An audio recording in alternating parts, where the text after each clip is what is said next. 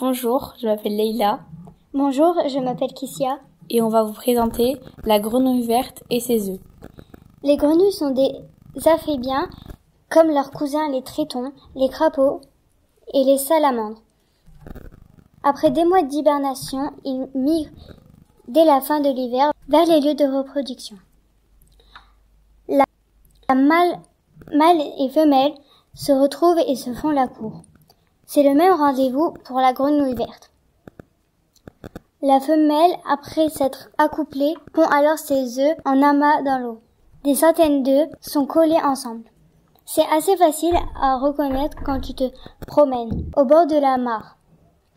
La grenouille pond beaucoup d'œufs car ceux-ci peuvent disparaître en un coup de bec. De nombreux prédateurs s'en régalent. Bientôt, les œufs restants seront cette fois mangés par les têtards eux-mêmes qui viendront d'en sortir. La durée de développement du tétard à la grenouille varie du simple au triple selon l'abondance, ou au contraire le manque de nourriture et la température du milieu aquatique. C'est au cours des 5 premières semaines que le tétard est le plus exposé au risque d'être mangé par les poissons et autres prédateurs. Le cycle de vie de la grenouille. Les œufs de la grenouille sont dans l'eau.